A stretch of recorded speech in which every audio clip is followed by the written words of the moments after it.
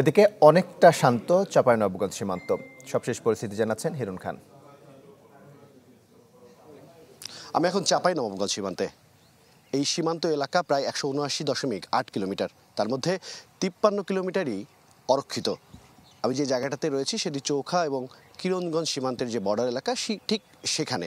এবং এই জায়গাটিকে ঘিরে গত ১৮ তারিখে যে ঘটনাটি ঘটে গেছে অনাকাঙ্ক্ষিত, সেটি কিন্তু আসলেই উদ্বেগজনক, যেটি নিয়ে সাধারণ মানুষ, বাংলাদেশের যারা সাধারণ মানুষ রয়েছেন তারাও কিন্তু আসলে উদ্বিগ্ন। এবং এই ঘটনাকে সামনে থেকেই মোকাবেলা করেছেন বিজিবির সিও, 59 বিজিবির সিও লেফটেন্যান্ট কর্নেল কিবরিয়া। তার সাথে কথা বলবো এবং তিনি বিএসএফ এর সাথে পতাকা বৈঠক করেছেন। এবং একটা বিষয় একটু তার কাছ থেকে শুনতে চাই, সেদিনের 18 তারিখের ঘটনার সূত্রপাত কিভাবে হলো, এখন কি অবস্থা, আমাদেরকে যদি একটু জানান।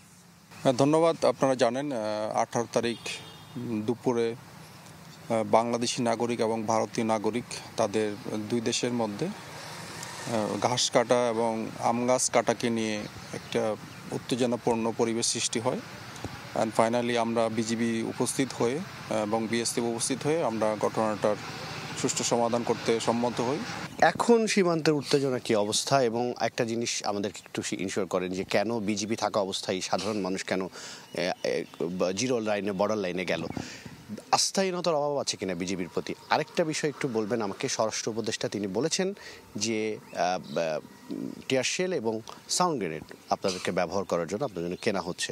এটাকে আসলে কি প্রয়োজন বিজিবির জন্য? আমরা যে কোনো কাজ করলেই ওরা সহযোগিতার হাত বাড়িয়ে চলে আসে, বাট এই ক্ষেত্রটা একটু ডিফারেন্ট।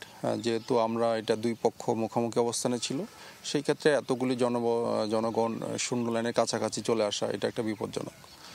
আর সেকেন্ড হচ্ছে, আমাদের মাননীয় স্বরাষ্ট্র উপদেষ্টা কর্তৃক আমাদেরকে যে ঘোষণা দেওয়া হয়েছে যে আমাদের বিজিবির জন্য নন লেথাল ওয়েপন কেনা হবে, তো এটা বেসিক্যালি আমাদের বর্তমান সম্মানিত মহাপরিচালক মহোদয়ের একটা ব্রেন চাইল্ড। তো এটা হওয়াতে আমাদের একটা ঐতিহাসিক সিদ্ধান্ত হয়েছে, এই সব নন লেথাল ওয়েপন, আমাদের sound grenade, tear gas launcher যেগুলি আমাদের জন্য ক্রয় করা হবে, এগুলি পেলে আমাদের আভিযানিক কার্যক্রমে আমাদের খুব উপকার হবে।